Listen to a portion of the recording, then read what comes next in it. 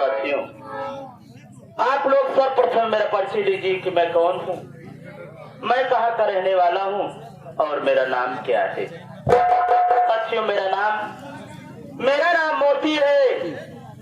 मैं सिधारा नगरी का रहने वाला हूँ। घर में मैं हूँ, मेरी बहन, जो कि मेरी बहन का नाम सपना है। साथियों, मेरे बाबूजी थे, मेरे बाबूजी का नाम गोपी किसान था। मेरी माता जी का नाम सुशीला देवी था। मुझसे बड़े मेरे भैया थे, मेरे भैया का नाम हीरा था। क्या बताऊं बाबूजी, हम भाई बहन इतने अभागे हैं, इतने गरीब हैं कि जब हम भाई बहन बहुत छोटे छोटे से थे, तभी हम भाई बहन के सर से माँ बाप का साया छीन लिया ऊपर वाले ने। हम भाई बहन बचपन में ही अनाथ हो गए, माँ बाप के प्यार न पाए। लेकिन जब मेरे बाबूजी, मेरी माँ इस दुनिया में जिंदा थे, तब मेरे बाबूजी इस सिधारा नगरी के जमींदार बाबू बादल सिंह के यहाँ काम करते थे। मेरे बाबूजी गरीबी से परेशान होकर के एक दिन ठाकुर साहब के यहाँ से कुछ पैसे कर्ज के तौर पर लाए। कर्ज लाने के बाद मेरे बाबूजी बीमार पड़ गए।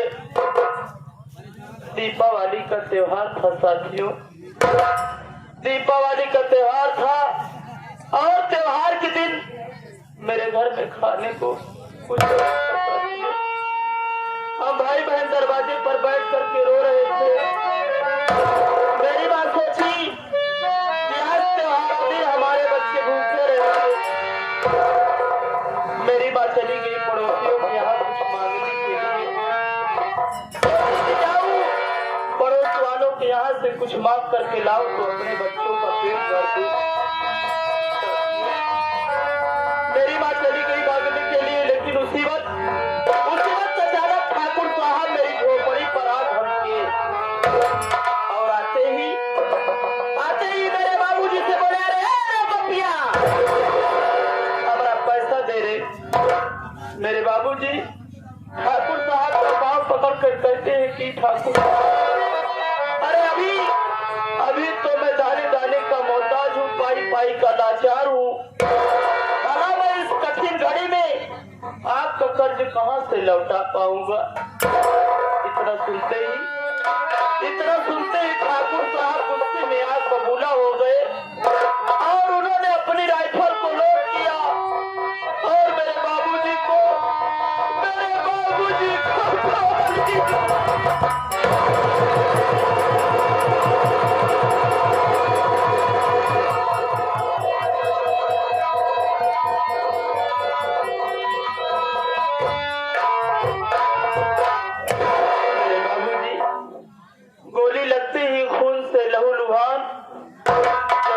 गिर पड़े।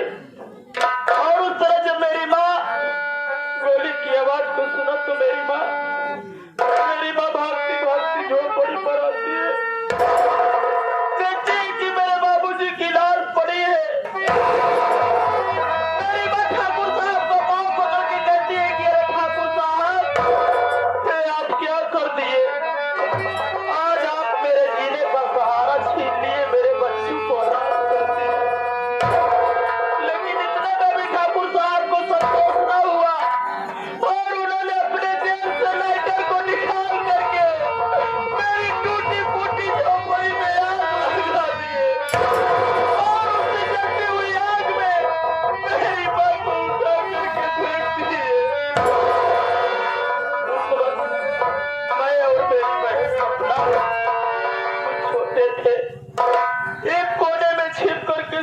अपनी आंखों से देख रहे थे। मेरे भैया हीरा उस वक्त कुछ बड़े थे, उनसे बर्दाश्त न हुआ और वो जाकर के ठाकुर साहब से भिड़ गए। लेकिन ठाकुर साहब मेरे भाई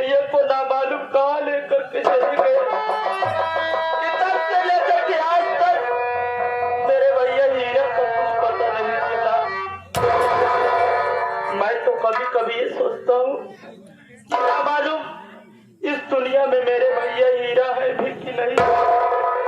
लेकिन साथियों, माँ बाप के मर जाने के बाद यही सोच कर मैं जीता चला आया कि दुनिया में अगर आए हो तो जीना ही पड़ेगा, और जीवन है अगर जहर तो इसे पीना ही पड़ेगा। अपने बहन का मुंह देखकर के जीता चला आया। इस उम्र के पड़ाव पर हम सब आके खड़े हो गए। किसी न किसी तरीके करके मैं और मेरी बहन सबका मेहनत मजदूरी करके खाने कमाने लगे। लेकिन उस भगवान को ये भी न देखा गया कि हम भाई बहन सुकून से खाने कमाने लगे। अरे उसको न मालूम क्या सूझी कि उसने आज 6 महीनों से मेरे पूरे बदन में कोड़ दे दिया। आज मैं 6 महीनों से इस कुष्ठ रोग से ग्रसित हूँ साथियों। दूसरी तरफ मेरी बहन सपना सयानी हो चुकी है। मैं जिस भी दरवाजे पर अपनी बहन की शादी का रिश्ता लेकर के जाता हूँ, ये दहेज के लोभी संसार वाले मुझ जैसे अभागे से दहेज की मांग करते हैं। कोई 1 लाख मांगता है तो कोई 50,000 मांगता है। आप सभी सोचिए बाबू की जो इंसान अपने हाथों से 1 गिलास पानी उठा कर पी सकता, वो भला इतनी बड़ी रकम देने के लिए कहाँ पाएगा। यही सब बातें सोच करके साथियों मुझे रातों को नींद नहीं आती, परेशान। मेरा एक दोस्त है जिसका नाम प्रमोद है। आज जब वो मेरे पास आएगा तो मैं उससे अपनी चिंता जरूर व्यक्त करूंगा।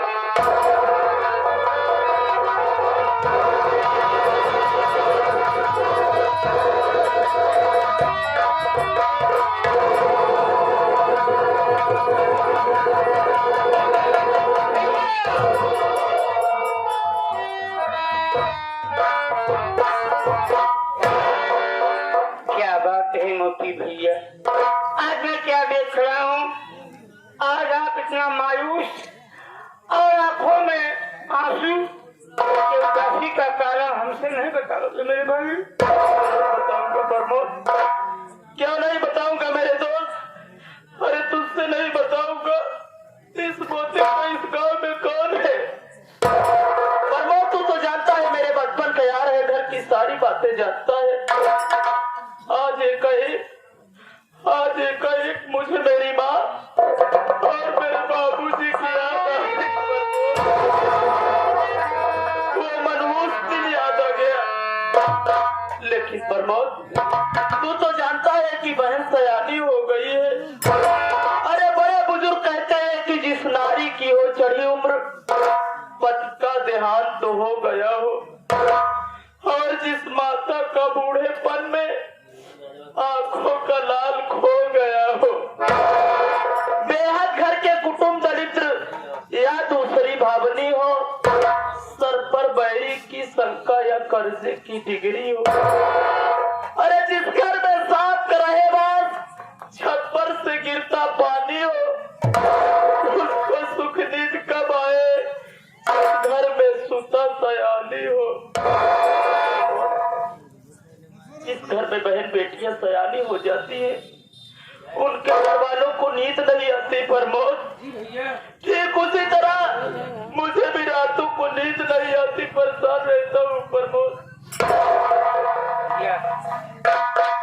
आप हमारे पड़ोसी नहीं बल्कि हमारे भाई हैं भैया। अरे आप असमर्थ हैं ना भैया? मैं तो असमर्थ नहीं हूँ मेरे भाई। बहन सपना की शादी जरूर होगी भैया। भैया जो भी कुछ होगा बहन सपना की शादी में भरपूर मदद मैं करूँगा मेरे भाई।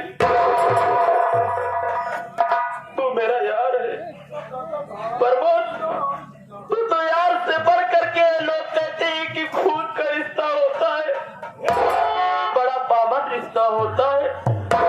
लेकिन खून के रिश्ते से बढ़कर भी एक रिश्ता होता है जो दोस्ती का रिश्ता होता है, जो कि खून से नहीं बल्कि ये रिश्ता दिल से पैदा होता है। पर बहन सपना कहाँ है पर मैं सपना तो जंगल में लकड़ी काटने गई है भाई। लकड़ी ठीक है प्रमोद, आओ बैठकर बहन का इंतजार करते हैं। चलो भैया क्या करें।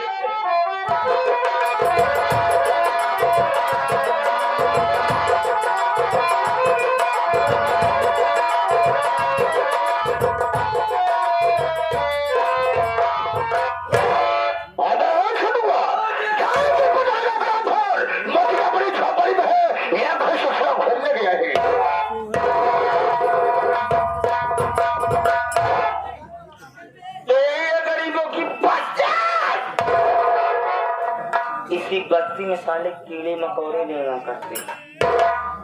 सामने तो बस्ती दिखाई दे रही है और साथ ही साथ झोपड़ी भी दिखाई दे रही, परंतु कोई खोपड़ी नहीं दिखाई दे रही। चल रहा हूँ, हाथ लगाऊंगा, कोई न कोई जरूर बोलेगा। अरे झोपड़ी के अंदर कौन है? अरे क्या हुआ है भैया? अरे जरा बाहर तो आओ बरखुरदा। भैया साला काला बरखुरदास लगता है साला हमको बातें वही है का जो छुटवा है खानदास मिलता है। अरे देश के भिखारी हम लोगों को बरखुरदास कह रहा है। भैया भीख मांग ले पाई बाहर पहुंच गया लेकिन लौट न पहुंच गया। आवा नहीं बेटा बीच जूता मार भगा।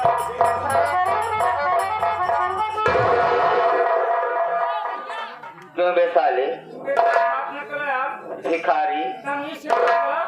गरीब है ये पहले बता कि मुझिया झोपड़ी यही है? गदगद करेगा साले जूता से मारूंगा। मोतिया का झोपड़ी यही है? मोतिया है जय साले उसको गए।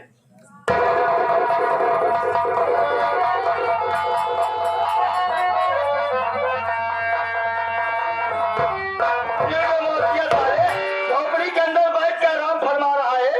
तुमको पता होना चाहिए तुम्हारे दरवाजे पर कौन है? स्वयं चेक कर मिस्टर बाबू बादा सिंह आजा।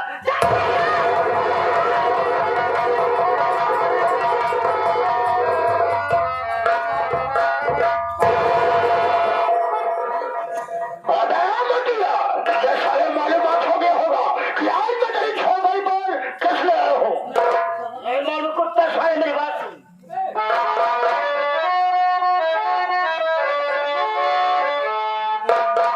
अबे मोतिया सुन, 5 दिन